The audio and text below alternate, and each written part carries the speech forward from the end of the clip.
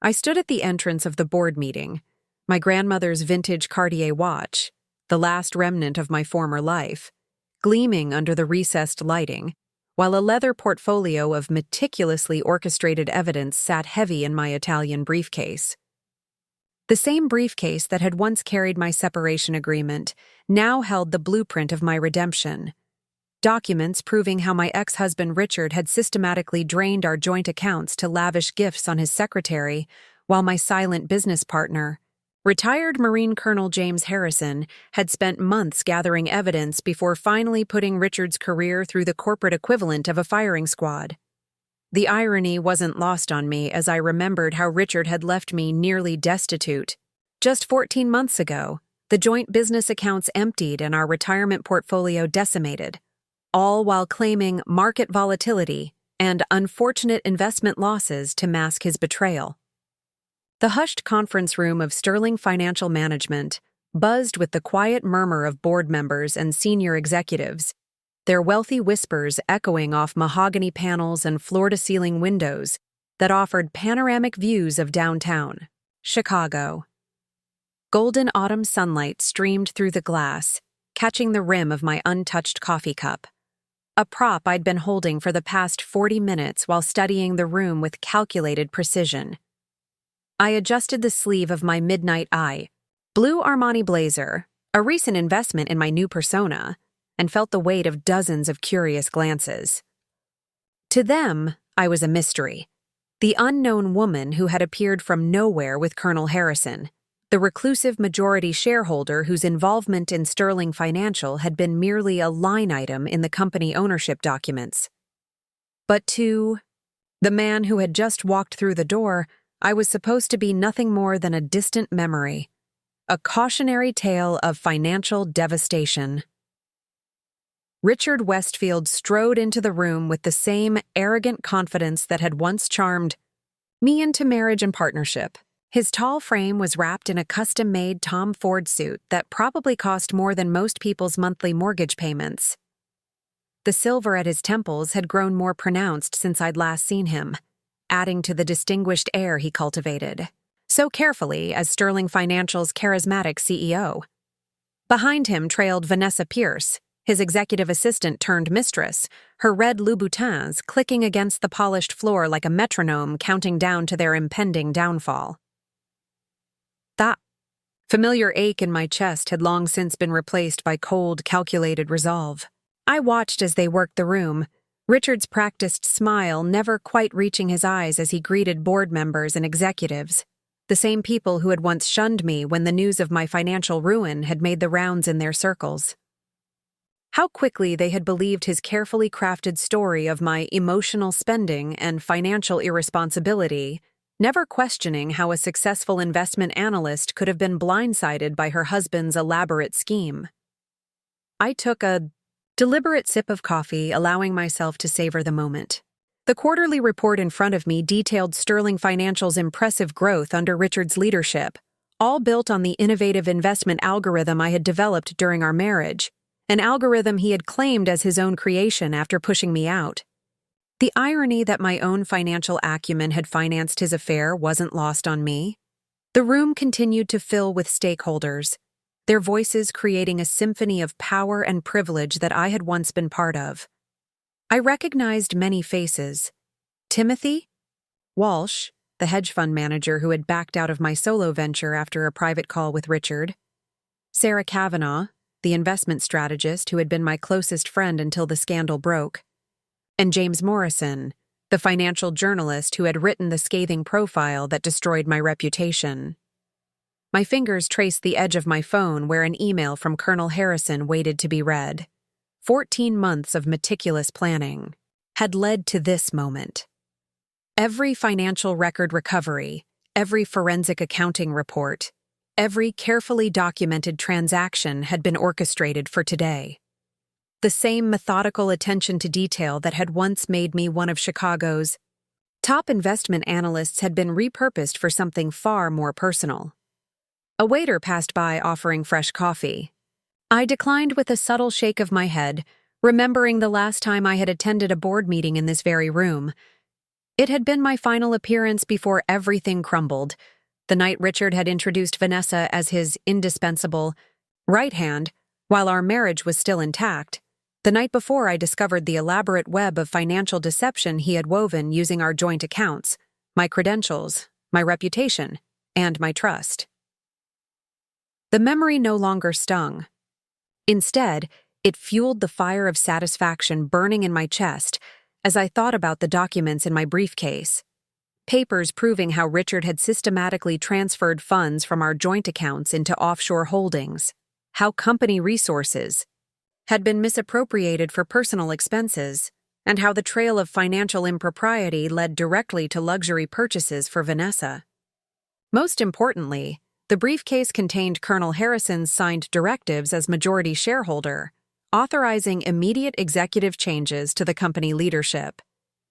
The subtle shift in the room's energy signaled the approaching start of the meeting. Richard guided Vanessa to a prime seat in the front row, his hand resting possessively on the small of her back, the same protective gesture he had once used with me. I watched as he leaned down to whisper something in her ear, probably promising her another extravagant weekend getaway funded by investors' money. I moved to my assigned seat, deliberately chosen to be in Richard's line of sight, but just far, enough away to maintain the illusion of coincidence. The board chairman approached the podium, his presence commanding immediate attention as the room settled into anticipatory silence. I felt the weight of the past 14 months of careful planning converge into this single moment. The leather portfolio felt solid in my hand, number 42, a deliberate choice because it was the exact number of fraudulent transfers Richard had made from our accounts before I discovered his betrayal.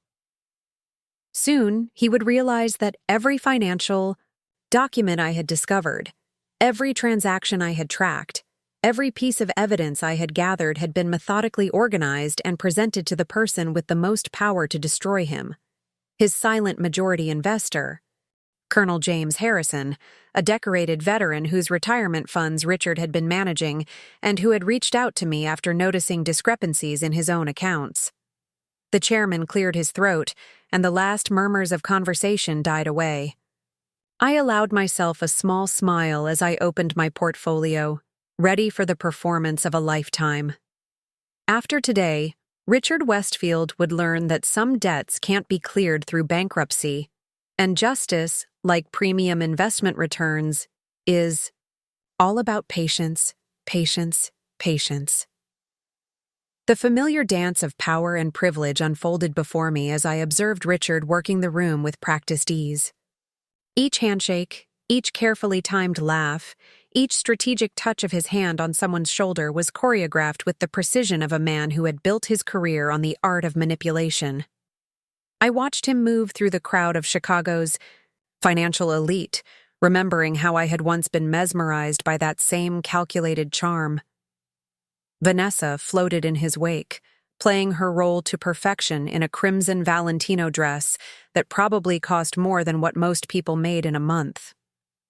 Her diamond bracelet caught the light with every gesture, a new addition to her collection that I recognized from the same jeweler who had once sized my engagement ring. The irony wasn't lost on me. Richard had always been predictable in his patterns, from his choice in jewelry to his selection of victims. From my strategically chosen position near the conference room's eastern corner, I could observe without drawing attention. The old Andrea would have been obvious in her surveillance, but 14 months of careful planning had taught me the power of invisibility. I watched as Timothy Walsh approached Richard, their handshake lasting a fraction too long, a detail that confirmed Colonel Harrison's private investigator's report about their recent dealings. Despite the outward display of cordial business relationships, I knew the truth about the cracks beneath the surface of Richard's carefully constructed facade. James Morrison, the financial journalist, hovered at the edges of their conversation, his eager expression betraying his desperate need for Richard's approval. The same expression I had seen in editorial meetings before Richard had orchestrated my downfall. James had published a scathing profile about my emotional instability and financial irresponsibility, with suspicious timing, never questioning How a woman with my track record could have suddenly committed such devastating financial miscalculations. Now, watching him laugh too loudly at Richard's jokes, I could see the insecurity that made him such an easy pawn in our world of high-stakes finance. The weight of my Mont Blanc pen felt reassuring as I made subtle notes in my portfolio, documenting each interaction, each whispered conversation. 14 months ago, I had learned the hard way that in this world, everything had to be documented. Every seemingly insignificant detail could become crucial ammunition. The same attention to detail that had once made me one of the top investment analysts in the city now served a different purpose, calculating not just financial returns, but the precise moment of maximum impact. Sarah Kavanaugh's entrance caused a subtle shift in the room's energy, her reputation as a ruthless strategist preceding her. Even Richard's confident smile flickered slightly as she approached his group. I remembered countless dinner parties at her Lincoln Park townhouse, where she had once called me her closest friend. The same friend who had turned her back when the scandal broke, accepting Richard's version of events without question. Now, watching her air-kiss Vanessa's cheeks, I could see the calculation behind her warmth. Sarah had always been skilled at aligning herself with power. The memory of my last conversation with Sarah surfaced unbidden. It had been 3 days after the news of my supposed financial misconduct had broken. "I'm sorry," she had said, her voice carrying the practiced sympathy of someone delivering a well-rehearsed line. "But I have to protect my reputation in this market." The same reputation she had built partly through the analysis techniques I had helped her develop during our friendship. The betrayal had stung then, but now it served as another reminder of why every step of my plan had to be flawless. A young assistant approached my corner, offering fresh coffee. I declined with a subtle gesture, noting how his eyes lingered curiously on my face, no doubt trying to place where he had seen me before. But the woman he was trying to remember, the one who had once commanded attention at these meetings, no longer existed. In her place sat someone far more dangerous, a woman who had learned to turn invisibility into power. Richard's voice carried across the room as he launched into one of his favorite stories, the one about his first major client, acquisition. I had heard it countless times during our marriage, watching him embellish different details depending on his audience.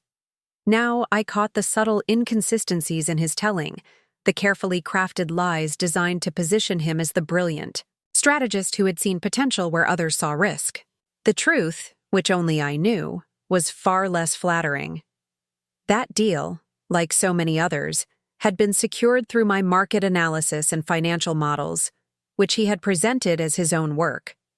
Vanessa laughed at all the right moments, her hand resting possessively on Richard's arm.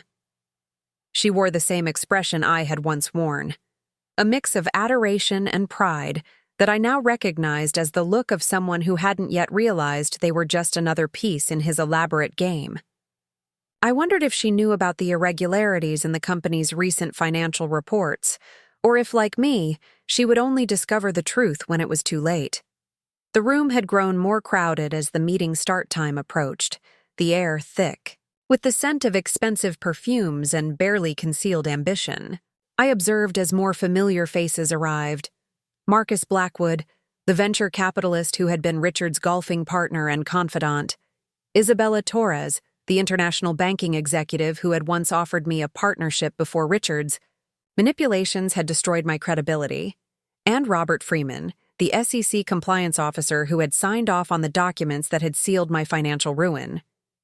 Each of them had played their part in my downfall, whether knowingly or as unwitting, pawns in Richard's scheme. Now, watching them cluster in their usual social groups, I could see the invisible lines of power and influence that connected them all, the same connections I had spent the last 14 months mapping and manipulating, positioning myself through Colonel Harrison's influence to disrupt their carefully maintained order.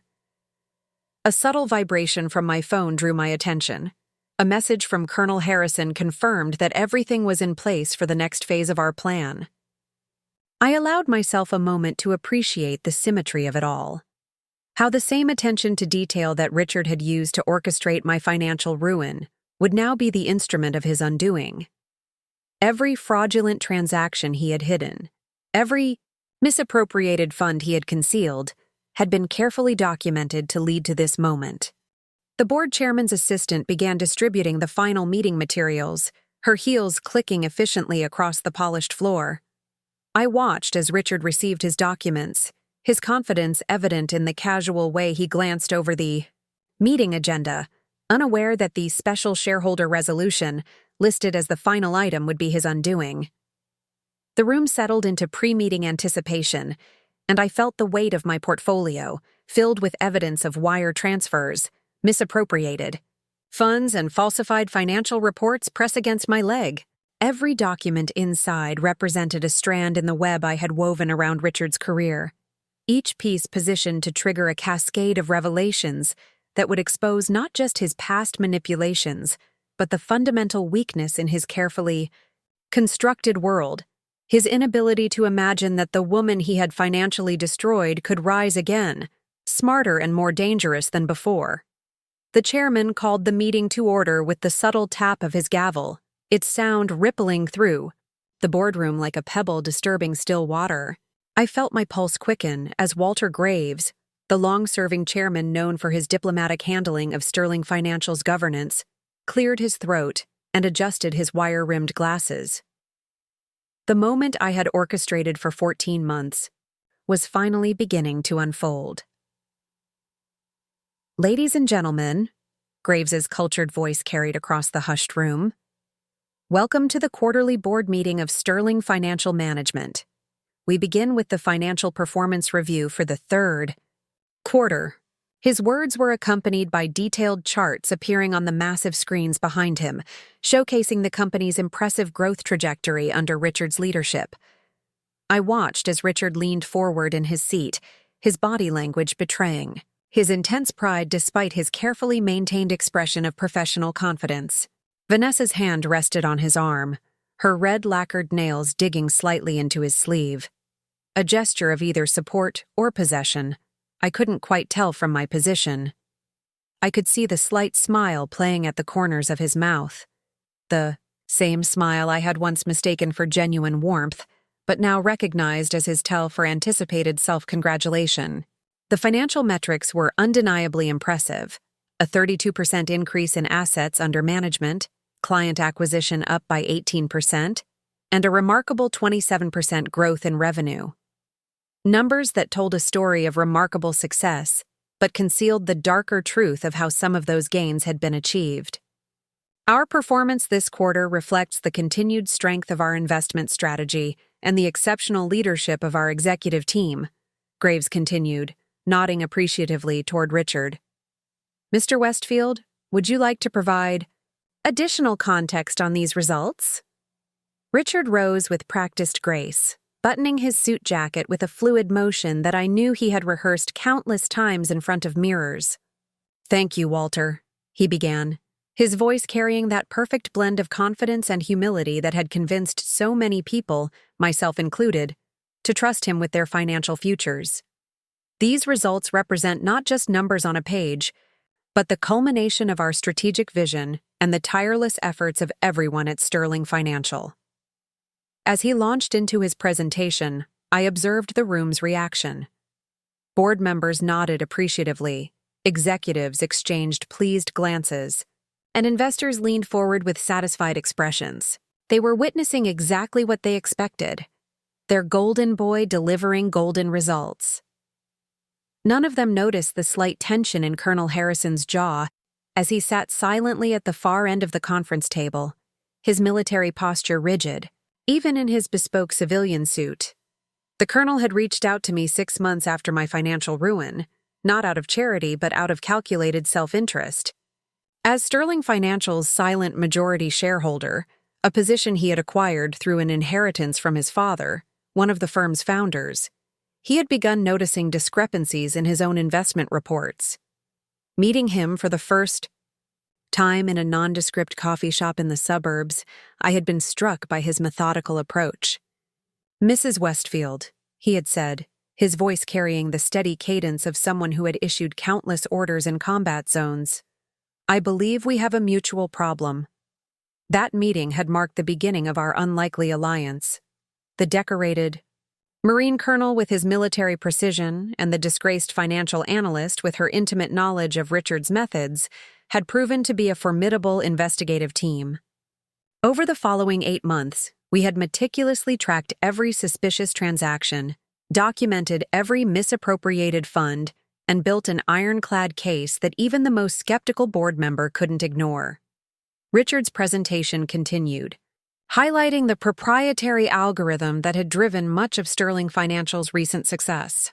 "Our predictive market analysis tool has consistently outperformed industry benchmarks by an average of 8.7%, he announced, gesturing to a complex graph on the screen behind him. "This proprietary technology represents Sterling's commitment to innovation and excellence." I felt my fingers tighten around my pen. The algorithm he spoke of so proudly had been developed largely through my work during our marriage, nights spent poring over market patterns, weekends dedicated to refining the predictive models, and countless hours of coding that Richard had barely understood. Yet after pushing me out, he had claimed sole credit for its development, even going so far as to file patents under his name alone. "And we've only begun to explore its potential applications," Richard continued, his voice rising with enthusiasm as he outlined plans for expanding the algorithm's use into emerging markets. "Our projections indicate potential growth of 45% in the Asia-Pacific region alone over the next fiscal year." From my position, I could see Colonel Harrison make a subtle note on his leather portfolio. We had discovered that some of the funds earmarked for this international expansion had already been diverted to personal accounts linked to luxury purchases for Vanessa, designer clothing, exclusive vacation properties, and a particularly extravagant yacht charter in the Mediterranean that had been disguised as a client relationship development expense. The room responded with appreciative murmurs as Richard concluded his performance overview, several board members nodding with obvious approval. Timothy Walsh leaned over to whisper something to Sarah Kavanaugh, both of them shooting admiring glances in Richard's direction. The same people who had once abandoned me were now celebrating the man who had orchestrated my downfall, unaware that they were applauding a financial house of cards. As Richard returned to his seat, Walter Graves resumed control of the meeting. "Thank you, Mr. Westfield, for that comprehensive overview. Next on our agenda is the Compliance and Risk Management Report." This portion of the meeting proceeded with the expected corporate tedium, detailed analyses of regulatory compliance, risk exposure metrics, and audit findings. I watched as several board members struggled to maintain interest, their attention wandering to emails on their phones or whispered side conversations.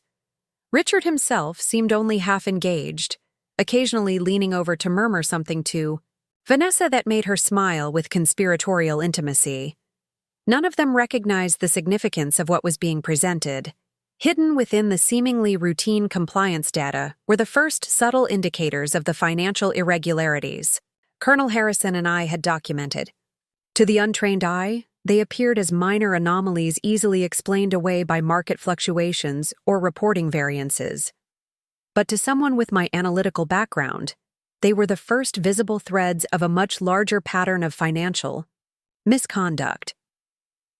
The Chief Compliance Officer concluded his presentation with a standard assurance that Sterling Financial remained in strong standing with all regulatory bodies.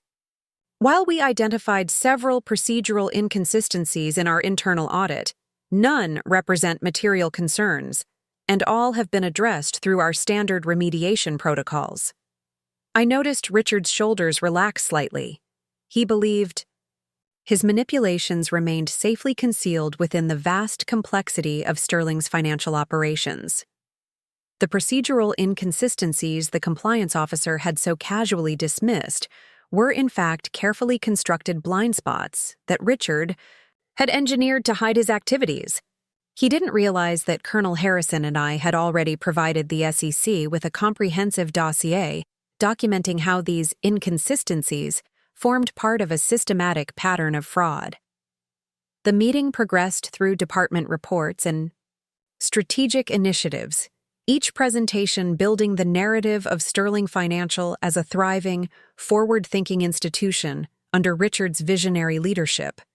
With each accolade, each impressive metric, I watched his confidence grow. By the time Walter Graves announced a short break before addressing the final agenda items, Richard was practically radiating self-satisfaction, working the room with the easy confidence of someone who believed himself untouchable. During the break, I remained in my seat, observing the social dynamics with detached interest. Richard held court near the refreshment table, surrounded by admirers and sycophants, eager to bask in his reflected glory. Vanessa stayed close by his side, her smile calculated and her eyes constantly scanning the room, taking inventory of potential allies and threats with the instinct of someone who had clawed her way into a world she was determined to keep. Colonel. Harrison approached my table with deliberate casualness, carrying 2 cups of coffee. He placed one before me without ceremony and took the seat adjacent mine, his movements efficient and economical as befitted his military background. "Everything is proceeding as anticipated," he murmured, his voice pitched just loud enough for me to hear without carrying to neighboring tables. "The SEC representatives will be arriving precisely at 11:30. I nodded slightly, taking a sip of coffee to mask our conversation. "And the forensic accounting team?" "In position. They've already secured access to the server rooms under the guise of the scheduled system maintenance." His weathered face revealed nothing, but I detected the subtle satisfaction in his tone. At 62, James Harrison was a man accustomed to executing complex operations, though his battlefield had traditionally involved more literal forms of combat. "Your former husband appears quite confident." "He always is," I replied, watching, as Richard accepted the admiring comments of a junior board member with practiced modesty. "That's his weakness." The colonel's lips twitched in what might have been a smile. "Pride goeth before destruction, and a haughty spirit before a fall." Proverbs 16:18. "I didn't take you for a biblical man, Colonel.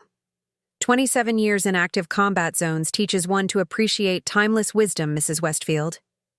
He checked his watch, a practical military-issue timepiece that contrasted sharply with the luxury brands adorning the wrists of most attendees.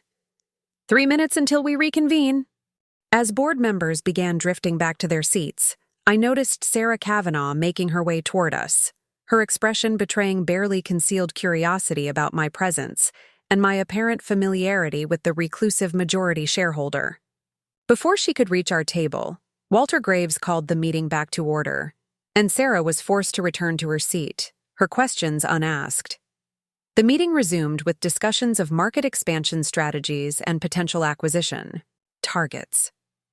Richard participated actively, outlining his vision for Sterling Financial's growth with compelling eloquence. Had I not known the truth behind his charismatic facade, I might have been impressed by his apparent business acumen. The board certainly was, accepting his proposals with minimal questioning and enthusiastic support. As the meeting progressed through the planned agenda items, I felt a subtle shift in Colonel Harrison's posture, an almost imperceptible straightening that signaled we were approaching the moment we had spent months preparing for. Walter Graves concluded the discussion of the final routine agenda item and cleared his throat with a slight hesitation that attracted immediate attention. "Before we conclude, we have one additional item that was added to our agenda this morning." He glanced down at his papers, then toward Colonel Harrison with a slight furrow in his brow. "We have a special shareholder resolution presented by our majority shareholder, Colonel James Harrison." A ripple of surprised murmurs spread through the room. Colonel Harrison rarely attended board meetings in person, preferring to exercise his considerable voting power through proxies and written directives. His unprecedented direct intervention immediately created a palpable tension in the atmosphere. Richard's expression flickered momentarily before settling into a mask of professional curiosity, but I could see the sudden tension in his shoulders.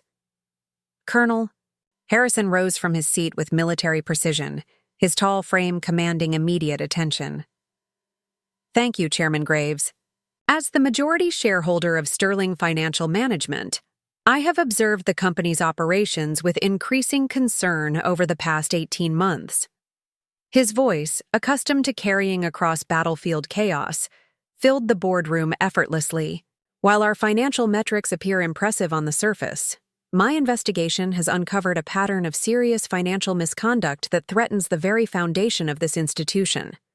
The room fell completely silent, all eyes fixed on the colonel as he methodically outlined the first layer of evidence we had gathered: unauthorized transfers from client accounts, systematic misappropriation of company resources for personal expenses, and falsified financial reports designed to conceal these activities. I watched Richard's face as the colonel spoke, observing the progression of emotions, initial confusion giving way to defensive anger, then calculating assessment, and finally the first edges of genuine fear as he realized the comprehensiveness of the evidence being presented. Vanessa's expression had transformed as well, her practiced poise crumbling into visible anxiety as she realized the implications of what was unfolding. These are not isolated incidents or procedural errors, Colonel Harrison continued, his tone maintaining its matter-of-fact steadiness. They represent a deliberate pattern of fraud, orchestrated primarily by our current CEO, Richard Westfield. Richard surged to his feet, his face flushing with anger. This is preposterous. I've dedicated my life to building Sterling Financial. These accusations are documented extensively and verified by 3 independent forensic accounting firms, Colonel Harrison interrupted, his voice cutting through Richard's protests with calm authority.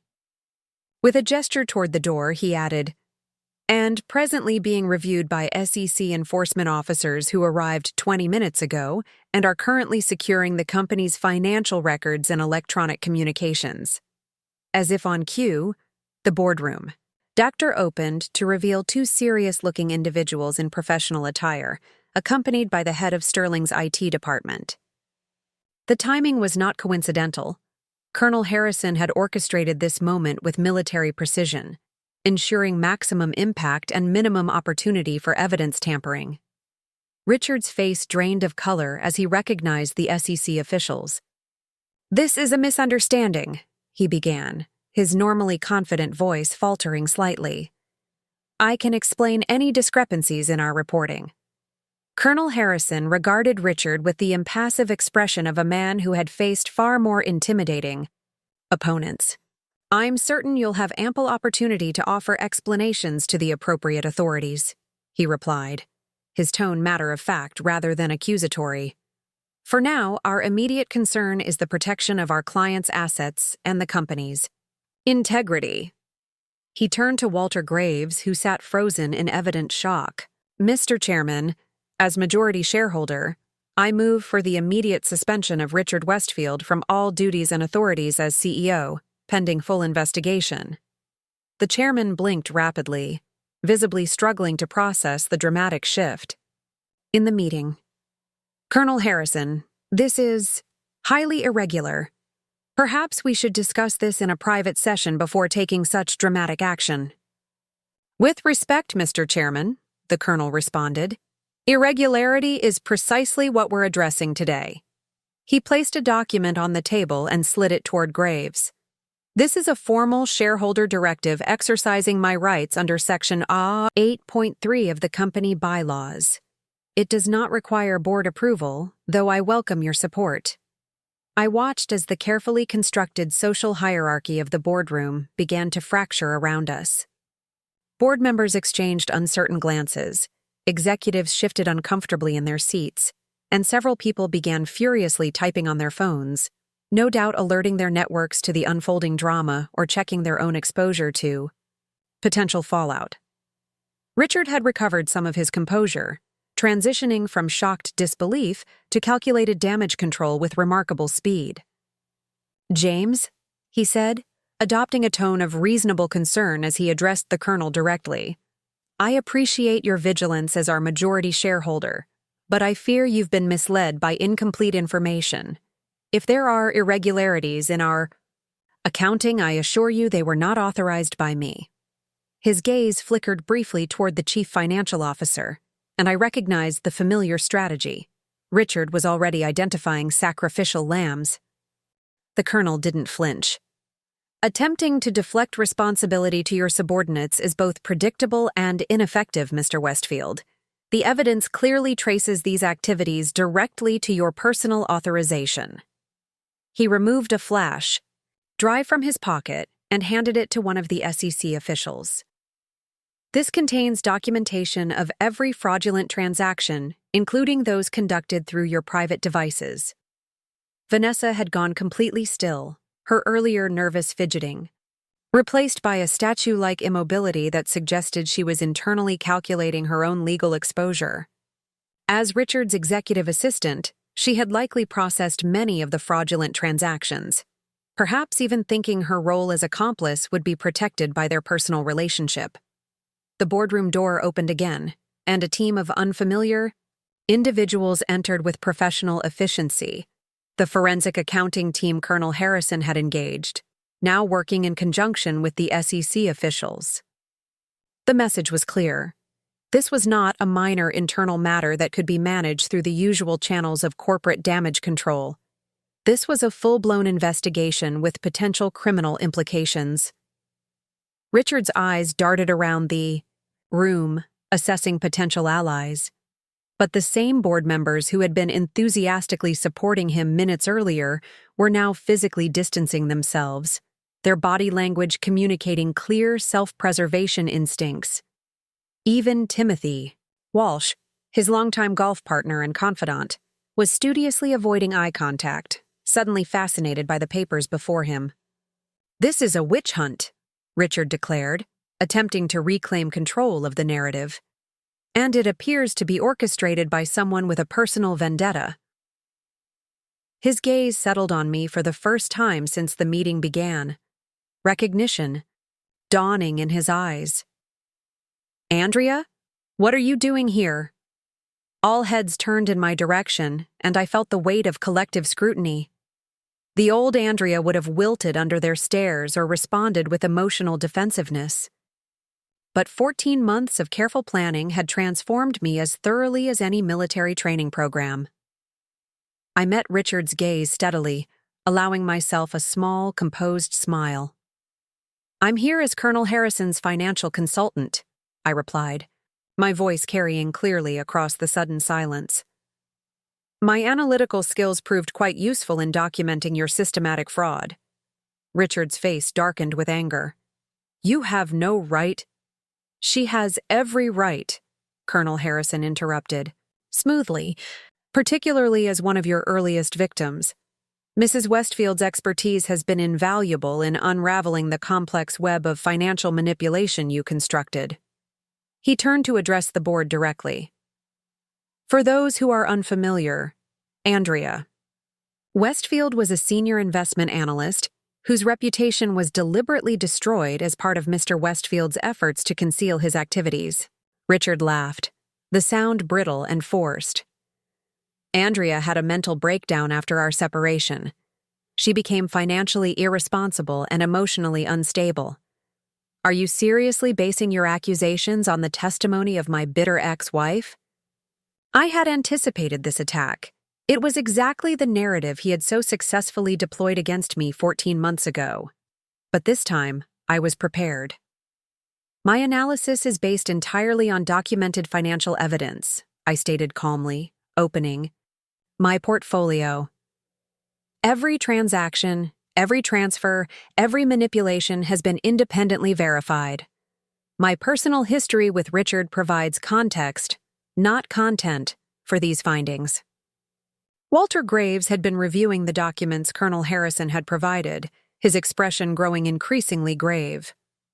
"These allegations appear substantial," he admitted reluctantly. "And given Colonel Harrison's position as majority shareholder, we are obligated to follow his directive." He looked up at Richard with genuine regret. "Richard, I'm afraid you are suspended from your duties, effective immediately, pending the outcome of this investigation." Vanessa finally broke her silence, her voice carrying a note of desperate calculation. Richard had no knowledge of any financial irregularities. As his executive assistant, I can definitively state that all questionable transactions were conducted by the finance department without his authorization. Her attempted defense only served to further implicate them both. Colonel Harrison raised an eyebrow slightly. Interesting that you specifically reference questionable transactions that I have not yet detailed, Ms. Pierce. Your awareness of these activities will certainly be relevant to the investigation. The flush that spread across Vanessa's cheeks confirmed what we already knew from our investigation. She had been an active participant in Richard's scheme, not merely a beneficiary. The diamond bracelet on her wrist suddenly seemed to weigh heavily on her arm as she unconsciously covered it with her other hand. Sarah Kavanaugh, ever the strategic operator, had been observing the unfolding drama with calculated attention. Now she spoke up, her tone carefully balanced between concern and distance. As a board member, I must express my shock at these allegations. Had I been aware of any impropriety, I would have immediately raised concerns. Her gaze flickered toward me, and I recognized her attempt to publicly separate herself from Richard while simultaneously apologizing for her earlier abandonment of our friendship. I met her gaze impassively, neither accepting nor rejecting the implicit olive branch. Sarah had always been a survivalist, adept at realigning herself with shifting centers of power. Her renewed interest in me now that the tables had turned was as predictable as it was transparently self-serving. The SEC, officials had begun their formal process, requesting access to specific records and systems. The company's legal counsel, previously silent, now engaged in urgent whispered conversations with Walter Graves about the proper protocols for compliance with a federal investigation. The carefully orchestrated board meeting had transformed into a scene of controlled chaos, with Richard at its epicenter, increasingly isolated as his former allies strategically withdrew their support. I observed this unfolding tableau with a strange sense of detachment. For months I had visualized this moment, Richard's public downfall, the vindication of my professional reputation, the satisfaction of watching his carefully constructed empire crumble. Yet the reality felt different from what I had imagined. There was satisfaction, certainly, but it was quieter and more complex than the triumphant exultation I had anticipated. Colonel Harrison moved with purpose toward the SEC officials, engaging them in a detailed conversation about the evidence we had compiled. As he passed my chair, he gave me a subtle nod, acknowledgement of a mission successfully executed. Our unusual partnership had proven remarkably effective, his military precision complementing my financial expertise in ways neither of us had fully anticipated when we began this journey.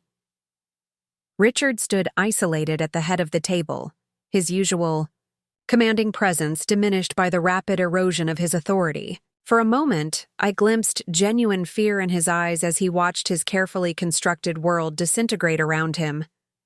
It was the same fear I had experienced 14 months ago when I discovered our accounts had been drained and my professional reputation systematically destroyed.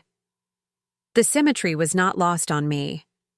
Walter Graves called for a 30-minute recess to allow the board members to process the situation and for the SEC officials to establish their immediate protocols. As people began moving from their seats, the social dynamics of the room shifted visibly. Richard, who had been the gravitational center of the company's universe minutes earlier, now stood in an expanding circle of emptiness as former associates hurried to distance themselves.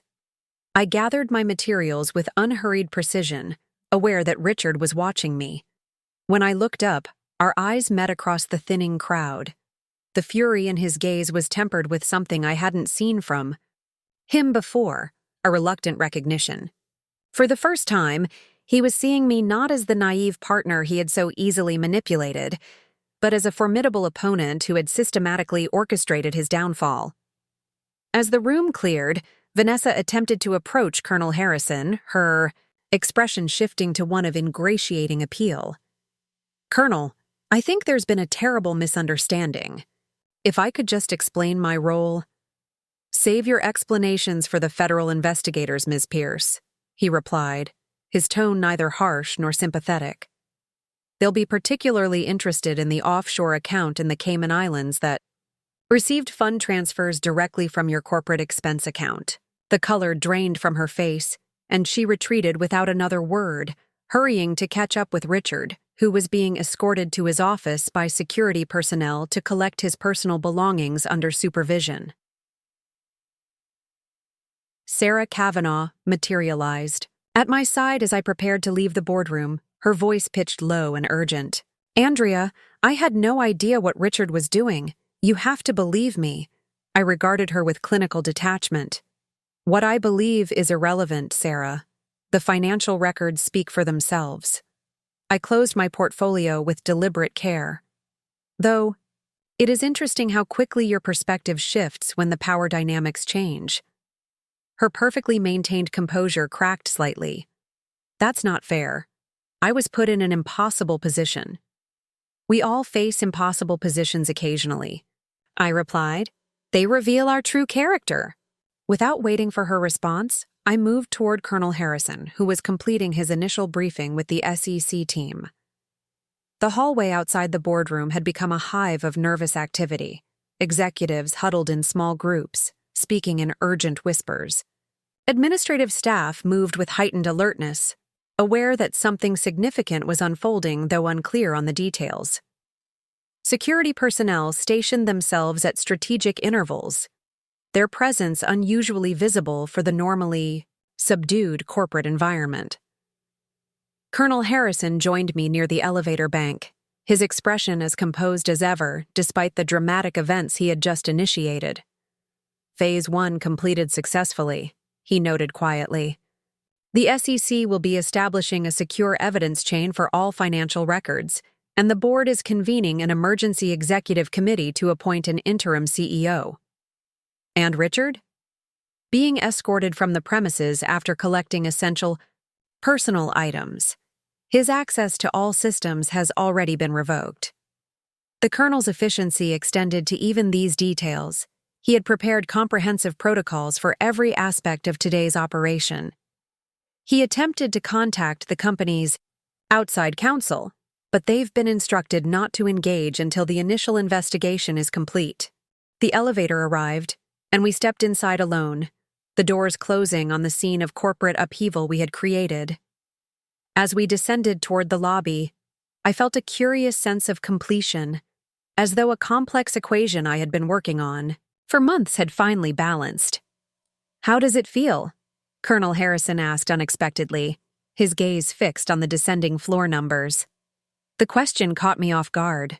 Throughout our partnership, the colonel had been relentlessly focused on strategy and execution, rarely engaging with the emotional dimensions of our mission. "Different than I expected," I admitted. "There's satisfaction, but it's not quite the vindication I anticipated." He nodded slightly, as though my answer confirmed something he already knew.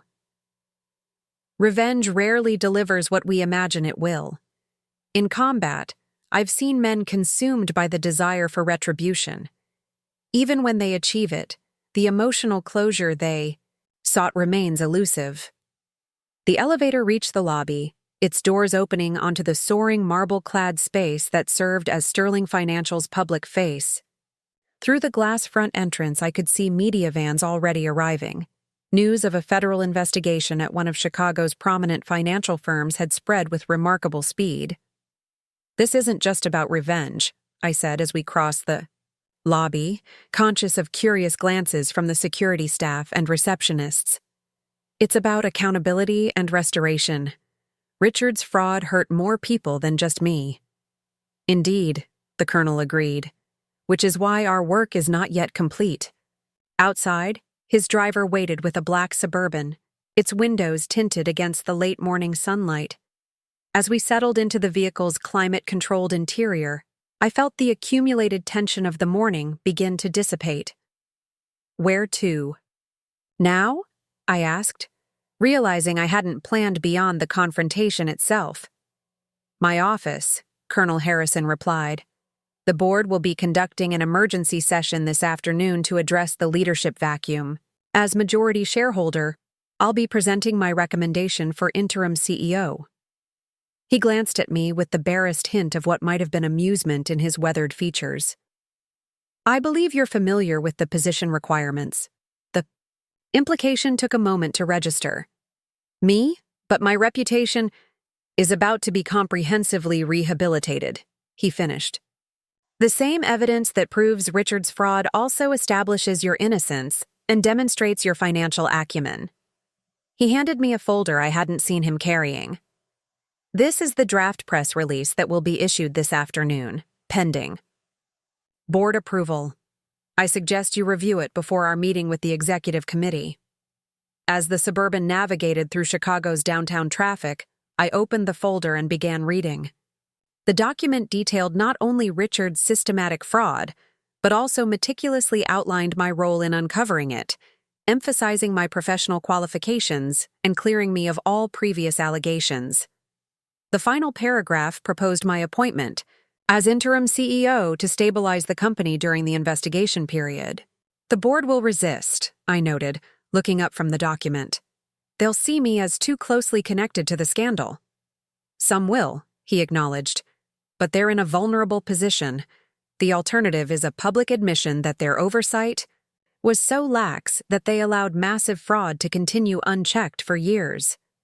Supporting your appointment allows them to position this as the company's own internal correction mechanism working properly. His strategic assessment was coldly rational. The board members would be primarily concerned with protecting themselves from shareholder lawsuits and potential regulatory penalties. Embracing the narrative of my vindication and appointment would serve their interests better than fighting it. "And what about your interests, Colonel?" I asked, studying his impassive profile. "You've invested significant resources in this operation. What do you gain from my appointment?" He turned to face me directly, his gray eyes assessing. A CEO who understands fiduciary responsibility beyond mere profit generation. Someone who has experienced firsthand the consequences of ethical failures in financial management. His expression remained neutral, but his words carried the weight of personal conviction.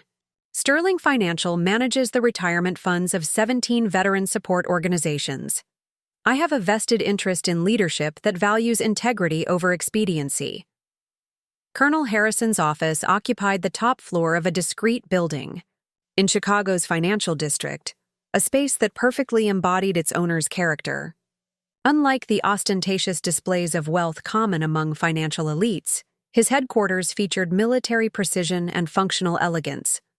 The conference room where we reviewed our strategy overlooked the city skyline, its windows offering a commanding view of the urban landscape. "The board meeting is scheduled for 3 o'clock, the colonel informed me, consulting his watch with the habitual gesture of a man accustomed to precise timing.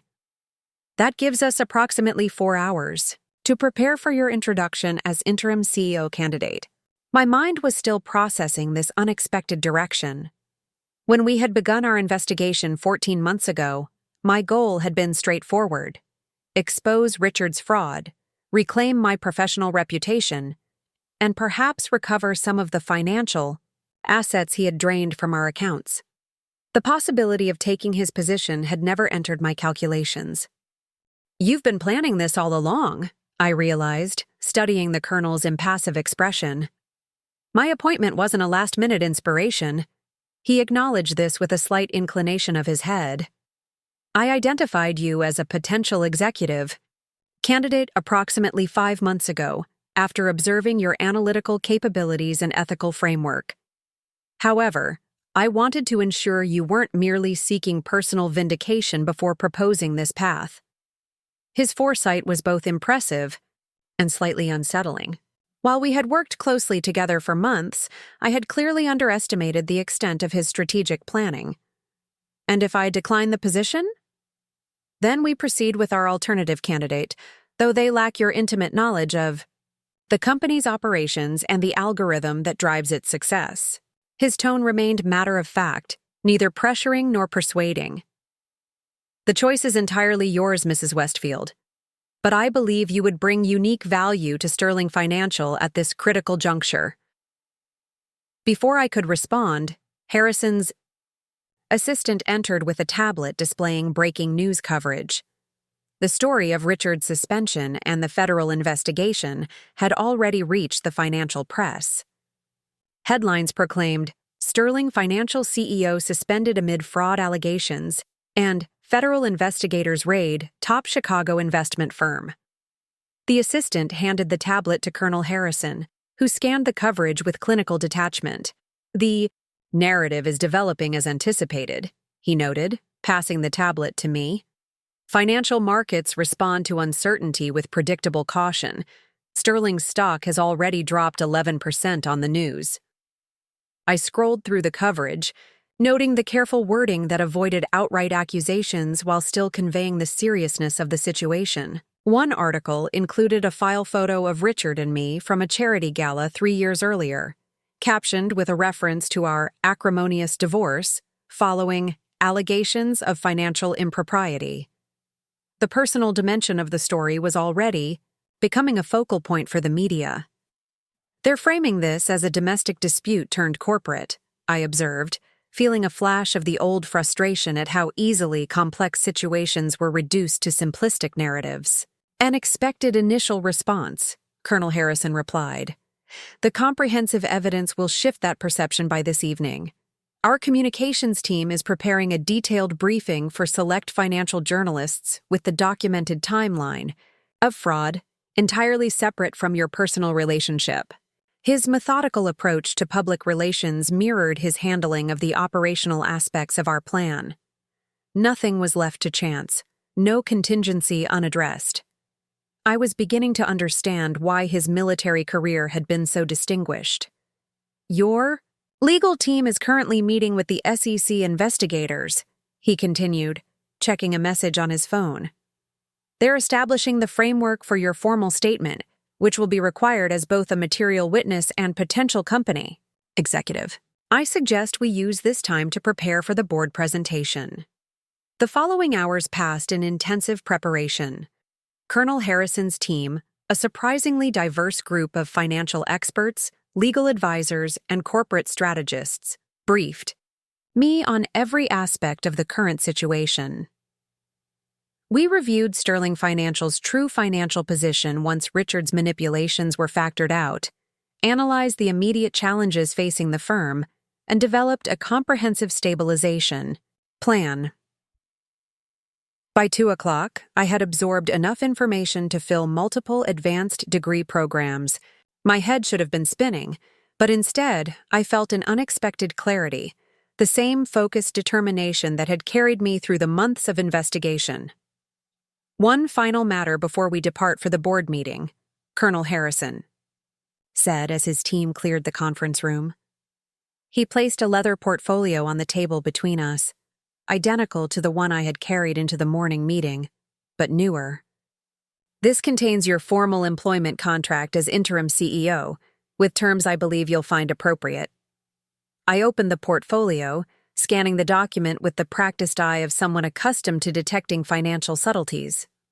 The compensation package was more than generous, a base salary exceeding what Richard had been earning, performance incentives tied to corporate recovery metrics, and a substantial equity stake in Sterling Financial that would vest over 3 years. "This is considerably more than market rate for an interim position," I noted, looking up from the contract. "It reflects the unique challenges of the role and your specific qualifications to address them," he replied without hesitation. "Sterling Financial requires not just management but transformation.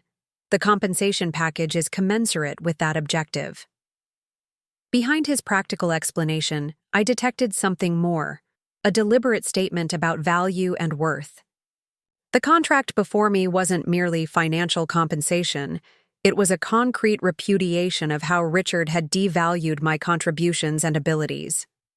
"There's one additional clause you should note," the colonel added, turning to the final page. "A designated board seat for you even after the interim CEO period concludes.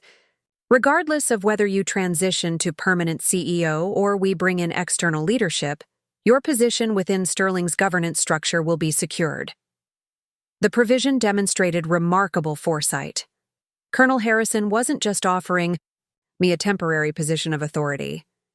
He was ensuring I would maintain influence over the company's future direction, regardless of how the immediate crisis resolved. "Why are you doing this?" I asked directly, closing the portfolio. "The fraud investigation would have proceeded whether I became CEO or not. Your investment would be protected either way." Colonel Harrison considered my question with the same careful attention he gave to all matters. In 27 years of military service, I observed that the most dangerous moment in any conflict is not the battle itself, but the aftermath. How we rebuild determines whether we merely survive or truly prevail. His weathered features remained composed, but his voice carried conviction. Sterling Financial requires leadership that understands both destruction and reconstruction. You have experienced both. Before I could respond, his assistant appeared at the door. "The car is ready, sir. The board has convened early due to market volatility concerns." Colonel Harrison rose with military efficiency. "Time to present our case. Mrs. Westfield." The drive to Sterling Financial's headquarters was conducted in focused silence. Through the tinted windows, I watched Chicago's financial district glide past. Glass towers housing corporations where I had once been welcomed as a rising star, then shunned as a cautionary tale. Now I was returning as something entirely different. Security at Sterling's building had been visibly enhanced. Additional personnel monitored the lobby, and access to the executive floors required special clearance. The public relations team had established a perimeter to keep the gathering media at a controlled distance from the main entrance. Colonel Harrison's driver navigated to a private entrance, avoiding the assembled press entirely. As we ascended, in the executive elevator, I realized I felt none of the anxiety that might have been expected. Instead, there was a calm certainty. Not about the outcome, which remained uncertain, but about my own capacity to face whatever challenges lay ahead. "The board has been in emergency session for 40 minutes, Colonel Harrison informed me, checking a message on his phone. "Initial reports indicate significant division among the members regarding next steps. Walter Graves is advocating for an external appointment from one of the major consulting firms. This was predictable. The chairman would be looking for a safe, conventional solution that would reassure markets and minimize disruption. An established name from a prestigious consulting firm would offer the appearance of stability." "And your response?" I asked as the elevator neared the executive floor. "I've reminded them that as majority shareholder, my support is required for any appointment." His tone remained measured, but I detected the steel beneath. "And that my support is conditional upon leadership that will enable genuine reform rather than merely cosmetic changes." The elevator doors opened onto a scene of controlled chaos.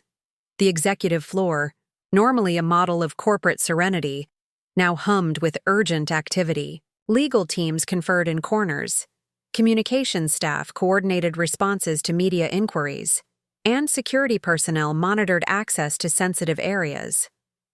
At the center of this storm, the boardroom remained an island of enforced calm, its doors, guarded by both corporate security and individuals I recognized as federal agents.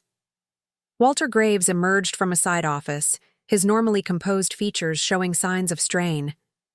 He faltered momentarily upon seeing me alongside Colonel Harrison, clearly unprepared for my presence at this juncture.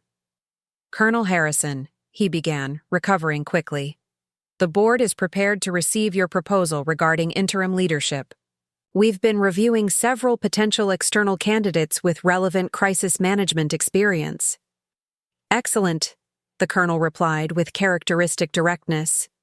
"Then you're prepared to consider Mrs. Westfield's candidacy with appropriate context." Graves couldn't fully mask his dismay at this confirmation of what he had clearly hoped was a misunderstanding. "Colonel, while we appreciate Mrs. Westfield's assistance in uncovering these irregularities, surely you understand the board's concern about appointing someone so closely connected to the current situation." "On the contrary, Mr. Chairman, Colonel Harrison countered smoothly. Mrs. Westfield's intimate knowledge of both the fraud mechanism and the legitimate operations of Sterling Financial makes her uniquely qualified to lead the company through this transition. But I welcome the opportunity to present her qualifications to the full board. Recognizing the futility of further private persuasion, Graves nodded stiffly and gestured toward the boardroom.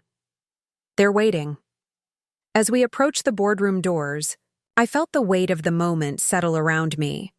Beyond these doors sat the same people who had accepted Richard's narrative about me without question, who had allowed my professional reputation to be destroyed while continuing to benefit from my work.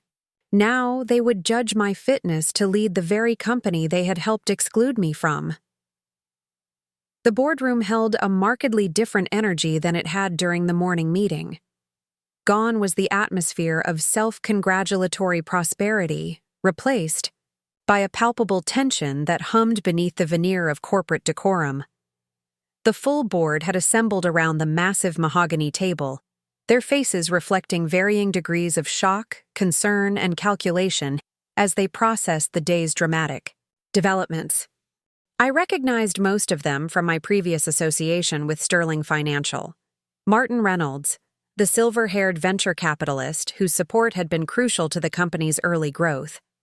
Eliza Chen, the tech industry veteran who had championed Sterling's digital transformation.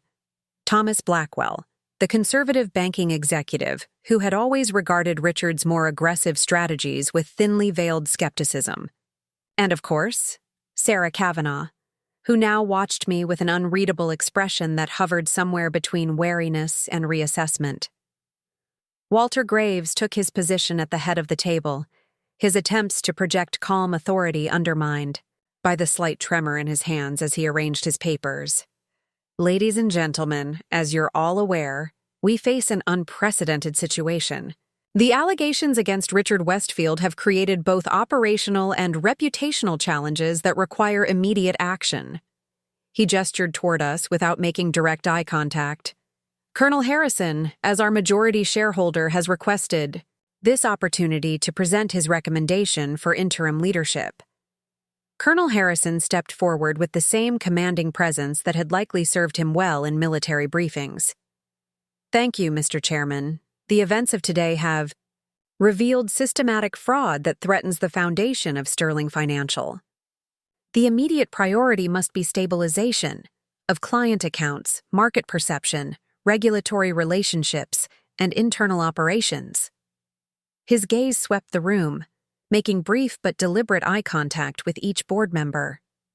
This requires leadership with three critical qualifications: intimate knowledge of Sterling's legitimate operations, comprehensive understanding of the fraudulent mechanisms that must be dismantled, and the trust of both regulatory authorities and the majority shareholder.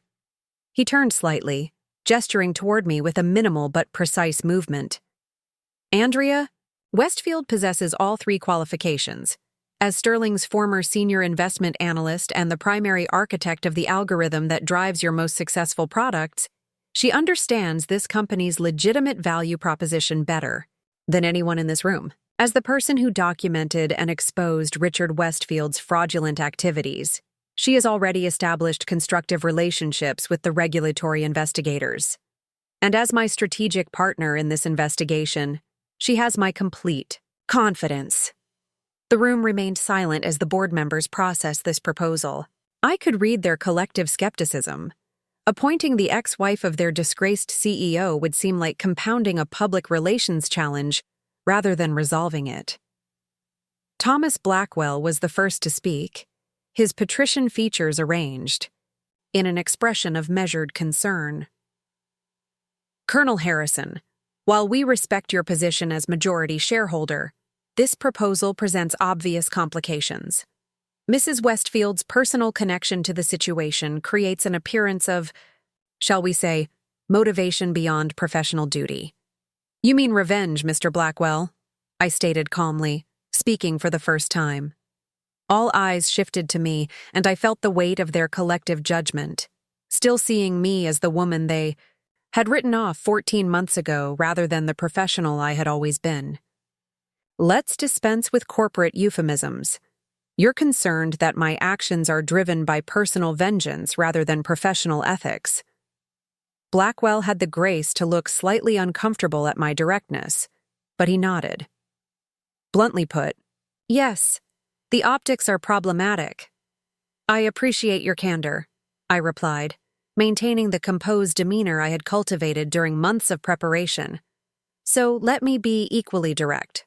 My interest in Sterling Financial is threefold: to protect the clients whose investments were put at risk by Richard's fraud, to restore the company's integrity, and yes, to reclaim my professional standing, which was unjustly damaged. I opened my portfolio and removed a single document. This analysis details the specific steps required to stabilize Sterling's position, secure client assets, and address regulatory concerns. I invite you to evaluate it on its merits, rather than on assumptions about my personal motivations. I passed the document to Walter Graves, who distributed copies to the board members. The room fell silent as they reviewed the comprehensive stabilization plan Colonel Harrison and I had developed, which included immediate actions to secure client funds, transparent communication strategies for investors, and a detailed roadmap for cooperating with regulatory investigations while maintaining operational continuity. Eliza Chen looked up from the document first, her analytical mind having processed the information with characteristic efficiency. This is remarkably thorough, she acknowledged, an undertone of surprise in her voice that revealed her lowered expectations. Particularly the strategy for segregating affected and unaffected accounts to minimize collateral impact. The plan leverages Sterling's existing technological infrastructure to implement necessary controls without disrupting legitimate operations, I explained, addressing her directly as the board member most likely to appreciate the technical nuances. The key vulnerability in Richard's scheme was the override capability he built into the reporting system. By implementing the partitioned authentication protocol outlined on page 4, we can immediately secure the system against similar manipulations while maintaining service continuity for clients. Martin Reynolds frowned as he studied the document, his venture capitalist's eyes naturally gravitating to the financial projections. These stabilization costs are substantial. You're projecting a 22% reduction in operational profits for the next 2 quarters. Transparency has costs, Mr. Reynolds, I replied evenly. Those projections reflect the reality of proper compliance infrastructure and the necessary client retention efforts. They also account for potential legal settlements that will be significantly less costly if addressed proactively rather than defensively. I met his gaze directly. Would you prefer more optimistic numbers that prove inaccurate, or honest assessments that allow for realistic planning? His expression registered surprise at my directness, followed by a reluctant nod of acknowledgement. The old Andrea, eager for approval and conflict avoidant, would have softened the message. But that woman had been systematically dismantled 14 months ago, replaced by someone who understood that uncomfortable truths delivered clearly were more valuable than comforting falsehoods. Sarah Kavanaugh had been studying me throughout this exchange, her expression gradually shifting from wariness to calculation to something approaching respect. The media narrative is already forming around the personal dimension of this situation, she noted, always attuned to perception management. How would you address the inevitable speculation about your motivations? With transparency and focus, I answered without hesitation. Yes, I was married to Richard Westfield. Yes, his actions caused me significant personal and professional harm. And yes, I participated in the investigation that exposed his fraud. I paused, ensuring I had the full attention of everyone in the room. But Sterling Financial is not a soap opera. It's a financial institution responsible for billions in client assets. I would redirect attention to what matters: safeguarding those assets, restoring operational integrity, and rebuilding trust with clients and regulators. Walter Graves cleared his throat, clearly uncomfortable with the direction the conversation was taking. While Mrs. Westfield's analysis is certainly comprehensive, the board should consider all options. I've taken the liberty of contacting several established crisis management executives who could step in without complicated backstories. By all means, Mr. Chairman, Colonel Harrison responded smoothly. However, as majority shareholder, I should note that my support for any leadership appointment is contingent upon their complete commitment to transparency and accountability, including full public disclosure of how Richard Westfield's fraud was enabled by insufficient oversight. His meaning was clear: oppose my candidate, and I'll ensure the board's own negligence becomes part of the public narrative. An uncomfortable silence settled over the room as board members processed this implicit threat. They were caught in a strategic bind: resist Colonel Harrison's preferred candidate and risk exposure of their own oversight failures, or accept an interim CEO whose appointment would generate complex media narratives. Thomas Blackwell broke the silence, his banker's mind clearly having calculated the relative risks.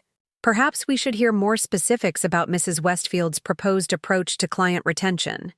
That's our most immediate concern from a financial stability perspective. I recognized the opening and seized it, directing their attention to the client communication strategy outlined in the plan.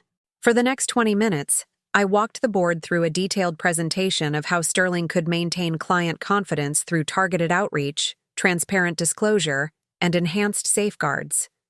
The discussion gradually shifted from skepticism about my candidacy to engagement with the substance of the stabilization plan, a subtle but significant victory. As the board members began asking increasingly specific operational questions, I noticed Walter Graves watching me with grudging reassessment. The chairman had clearly expected an emotionally driven candidate seeking vindication.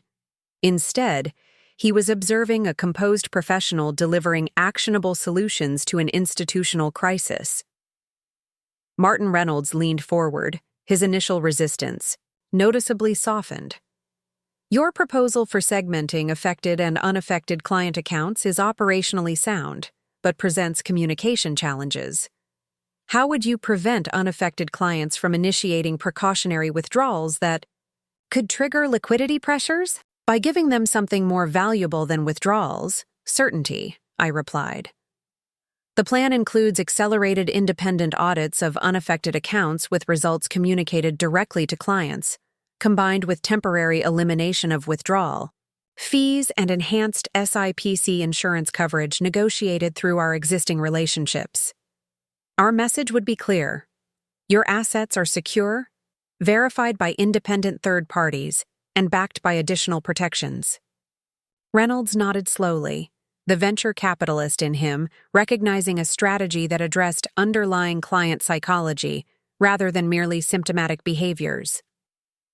That's actually quite innovative. Eliza Chen had been making rapid notes throughout my presentation, her tech-oriented mind clearly mapping the operational implications.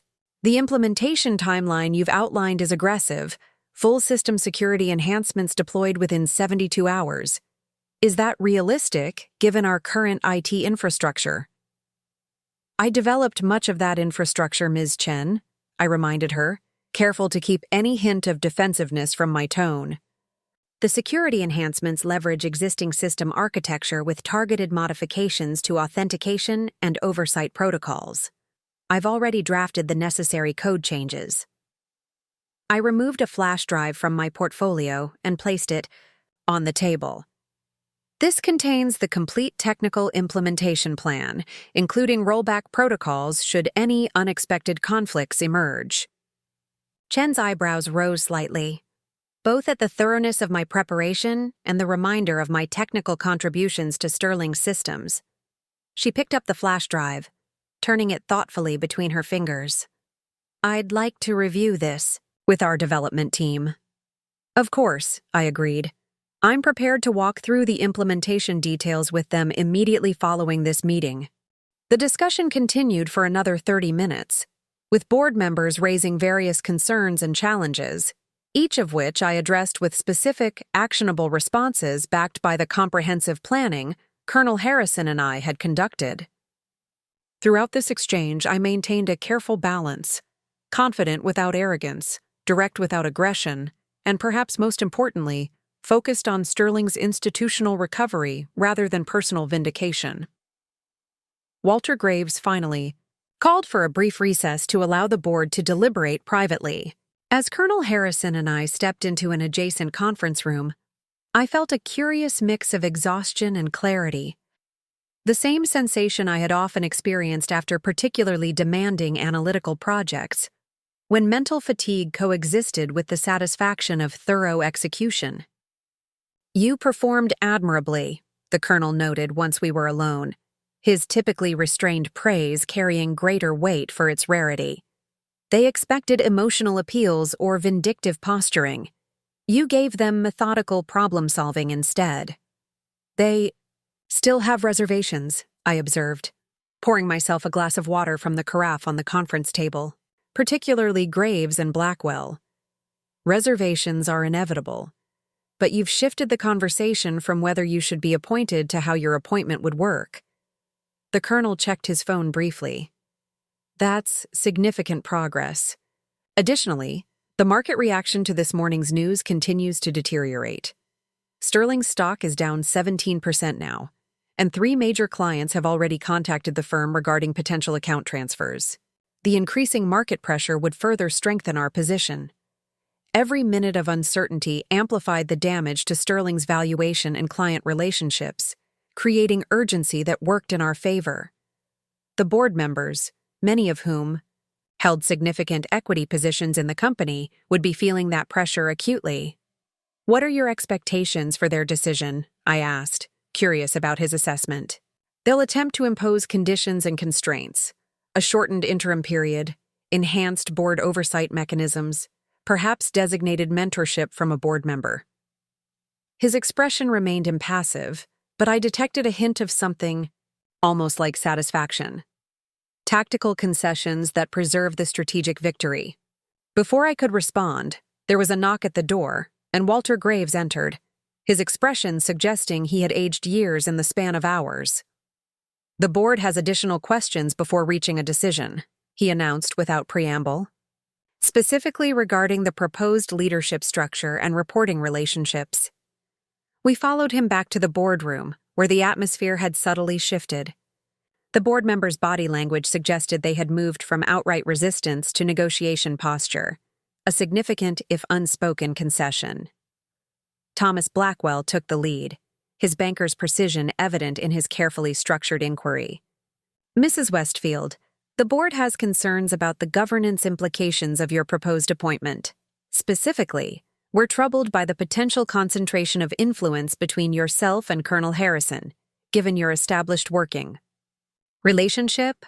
I recognized the underlying concern. They feared the creation of a power block that would marginalize the board's traditional authority. "I understand those concerns, Mr. Blackwell. Appropriate governance is essential, particularly during a crisis. Period." I removed another document from my portfolio and passed it across the table. "This governance framework establishes an enhanced oversight committee composed of independent board members with specific authority to review all major decisions during the interim period."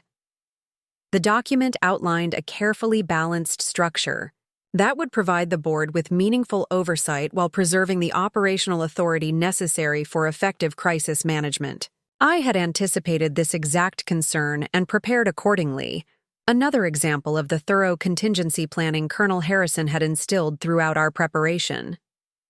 Blackwell reviewed the document with professional thoroughness, his expression gradually shifting from skepticism to measured consideration. "This framework is more accommodating of board oversight than I expected," he acknowledged, passing the document to his colleagues.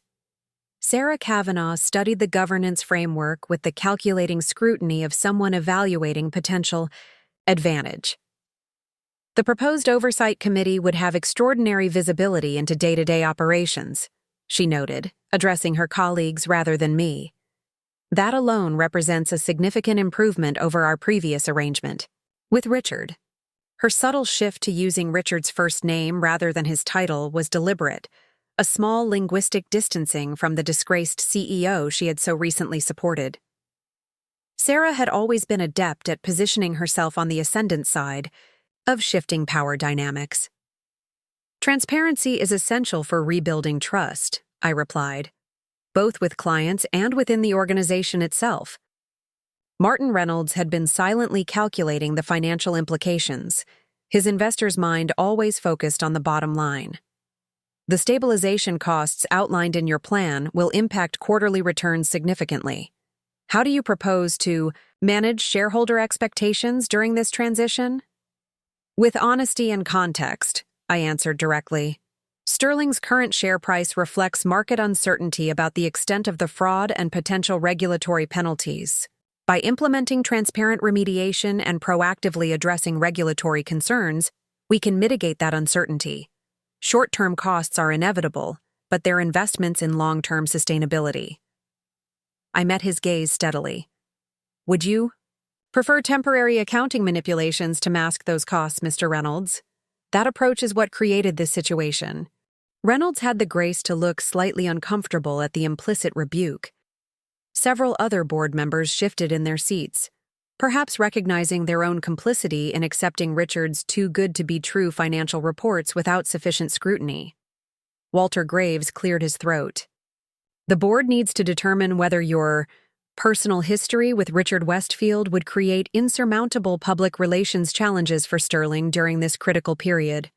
It was the most direct reference yet to their central concern, that appointing the ex-wife of their disgraced CEO would appear vindictive rather than strategic, creating a media narrative that could further damage Sterling's reputation. Mr. Chairman, I responded, maintaining my professional composure. Sterling's public relations challenge isn't my personal history.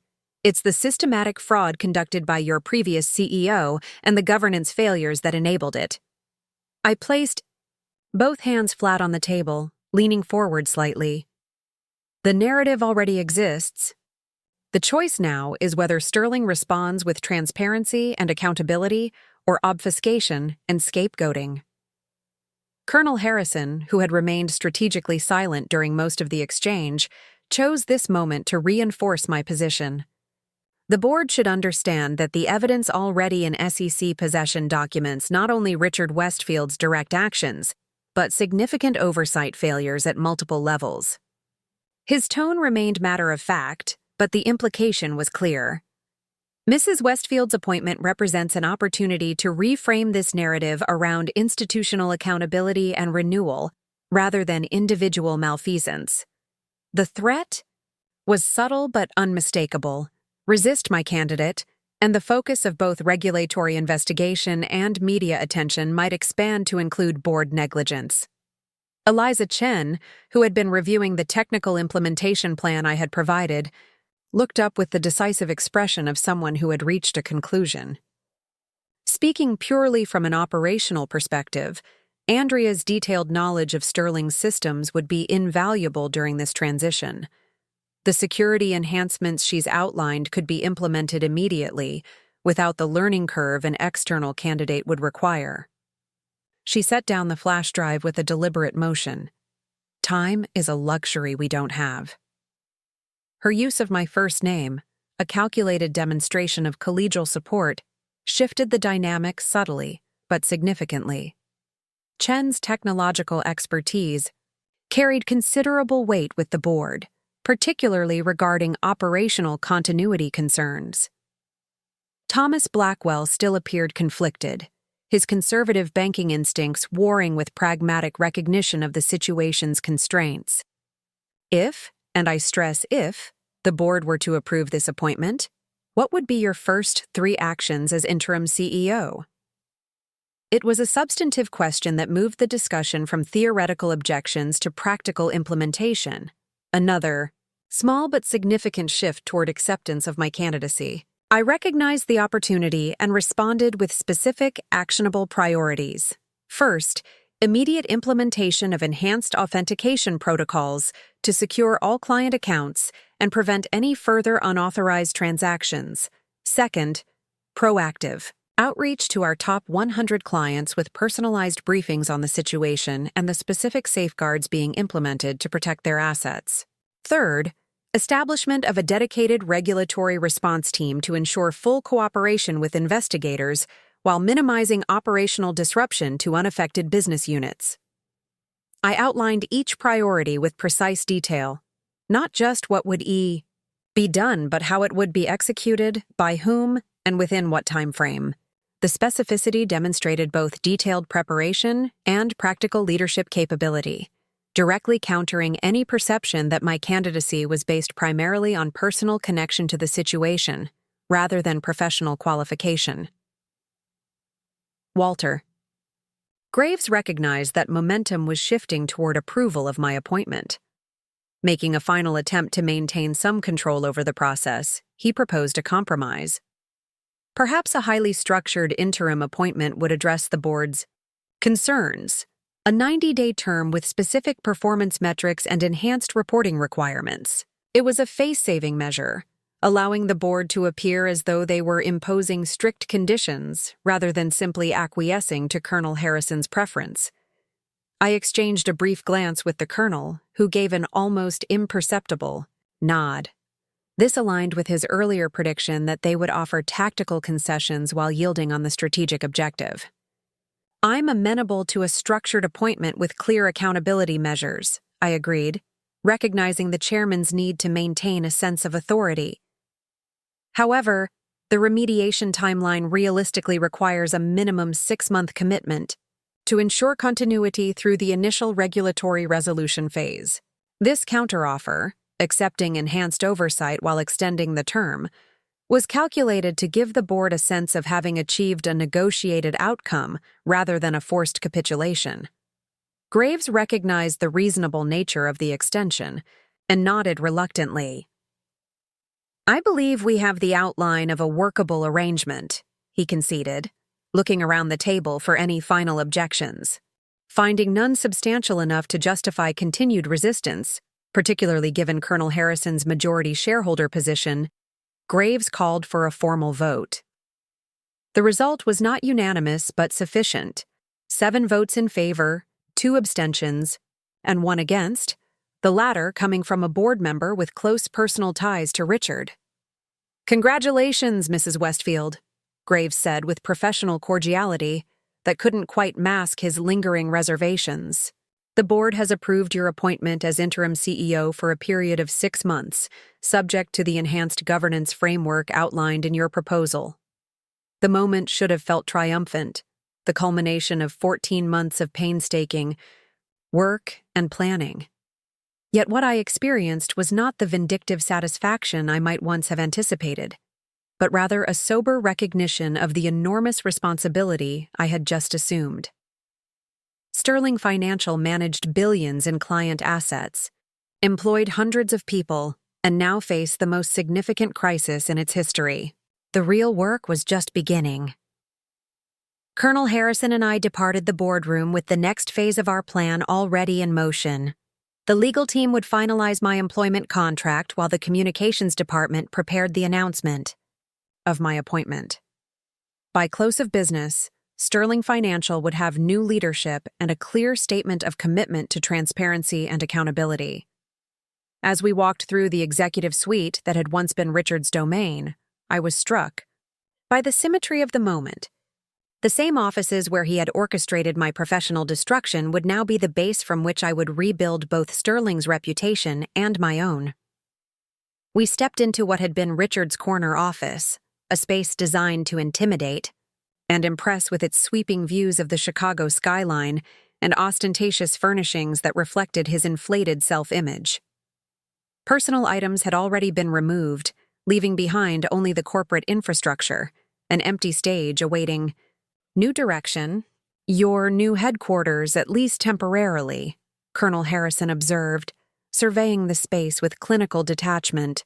"The communications team has requested your presence in 30 minutes to finalize the press announcement. The transitional management team will assemble at 4:30 to begin implementing the security protocols outlined in your plan." The rapid pace was intentional, Maintaining momentum would be critical in these early hours, preventing uncertainty from festering and rumor from supplanting fact. I moved to the floor-to-ceiling windows, looking out at the city spread below. Somewhere in that urban landscape, Richard was likely consulting with attorneys, planning his defense against the mounting evidence of his fraud. Vanessa would be calculating her own exposure, perhaps already negotiating to trade testimony for leniency. "Having second thoughts?" Colonel Harrison asked, noting my momentary introspection. "No," I replied honestly. "Just recognizing the magnitude of what we've undertaken. Sterling's legitimate operations still provide valuable services to thousands of clients. Separating Richard's fraud from the company's core functions will require surgical precision. Precisely why you're the appropriate choice for this position," he noted with characteristic directness. "You can distinguish between the cancer and the organism it infected." His military metaphor was apt. The task ahead involved identifying and excising the corrupted elements while preserving the healthy tissue, a complex operation that required intimate knowledge of the institution's anatomy. A knock at the door announced the arrival of Jennifer Parker, Sterling's chief communications officer, a consummate professional who had survived multiple leadership changes through competence rather than political maneuvering. Her momentary surprise at seeing me in the CEO's office quickly gave way to pragmatic acceptance of the new reality. "Mrs. Westfield," she began, adapting smoothly to the changed circumstances, "we're preparing the formal announcement of your appointment. Given the circumstances, we believe a direct, transparent approach is best, acknowledging the investigation, emphasizing the board's commitment to accountability, and highlighting your qualifications to lead Sterling through this transition."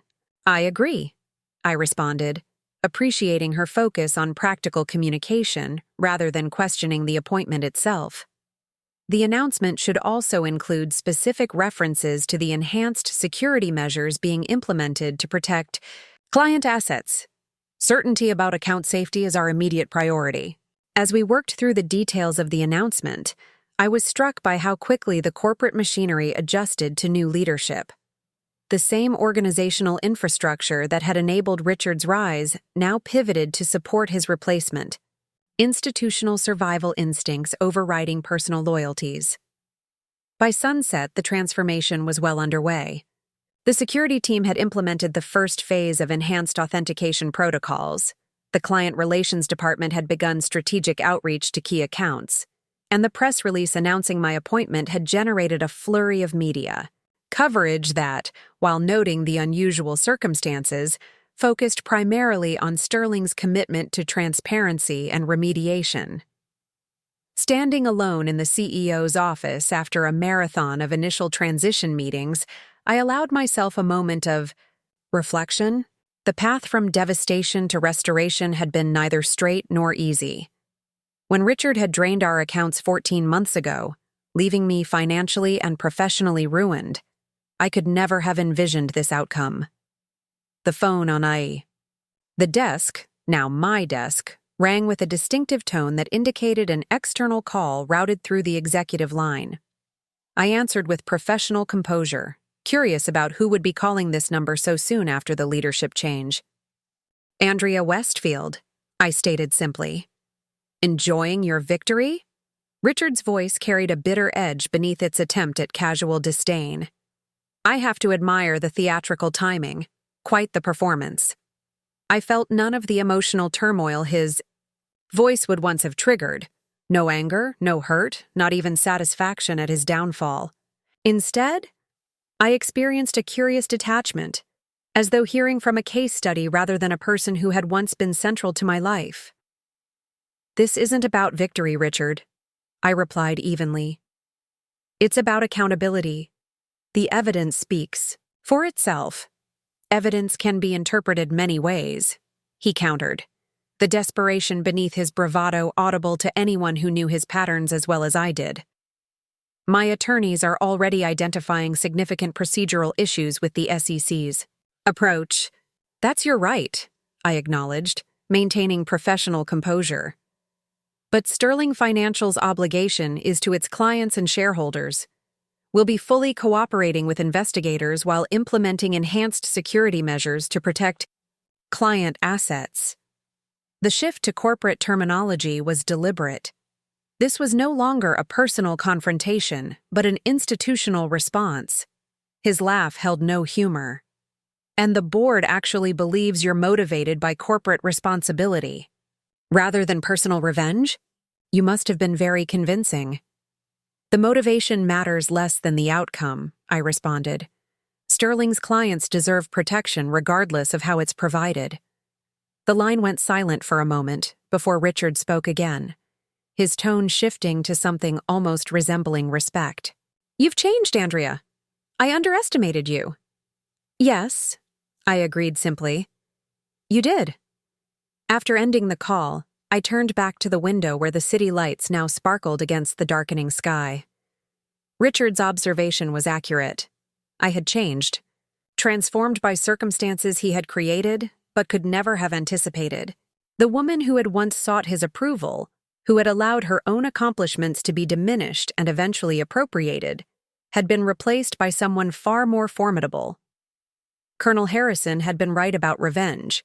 It didn't provide the emotional closure I had imagined during those first devastating weeks after discovering Richard's betrayal. What provided satisfaction was not his downfall, but my own resurrection. Not as his replacement, but as my authentic self, finally recognized for the capabilities I had always possessed. The following months brought challenges more complex than even our careful planning had anticipated. Regulatory investigations uncovered additional layers of fraud extending beyond Richard's direct activities. Client retention required constant attention and innovation. Rebuilding Sterling's internal culture demanded both firmness and empathy for employees caught in the crossfire of leadership misconduct. Through it all, the partnership Colonel Harrison and I had formed proved remarkably effective. His strategic vision complemented my operational expertise, while his unwavering support provided the institutional stability necessary for implementing difficult changes. 6 months after my interim appointment, with Sterling Financial stabilized, and the most serious regulatory issues resolved through negotiated settlements, the board voted unanimously to remove the interim designation from my title. The company had emerged smaller but stronger, with a renewed commitment to ethical practices and transparent governance. Richard ultimately accepted a plea agreement that included significant financial penalties, but limited incarceration, leveraging his cooperation against other financial institutions engaged in similar practices. Vanessa, facing her own legal jeopardy, had quickly distanced herself and cooperated with prosecutors in exchange for immunity. The diamond bracelet and other luxuries purchased with misappropriated funds were sold at auction, the proceeds directed to a restitution fund for affected clients. 1 year to the day after the board meeting that had changed everything, I stood at the podium of Sterling Financial's annual investor conference, presenting results that reflected not just recovery, but renewal. The audience of financial analysts and institutional investors listened attentively as I outlined the company's transformed approach to investment management, one built on algorithmic innovation, supported by rigorous ethical safeguards. Sterling's journey over the past year demonstrates an essential truth about financial services, I concluded, surveying the attentive faces before me. Long-term success depends not merely on returns but on trust. Trust that must be earned through consistent, ethical action and transparent accountability. The applause that followed was not merely polite, but genuine. Recognition of a corporate transformation that many industry observers had initially deemed impossible. As I stepped away from the podium, I caught Colonel Harrison's eye from his position at the side of the stage. His slight nod conveyed more than words could have, acknowledgement of a mission successfully executed, a partnership that had transformed both an institution and the individuals who led it. The woman who had stood in the boardroom doorway 1 year earlier, clutching evidence of fraud and seeking justice, would hardly recognize the CEO now addressing global investors with calm authority. The journey from victim to victor to visionary had been neither simple nor painless, but it had led to something far more valuable than revenge. It had led to redemption, not just of a company but of my own capacity to create rather than merely survive.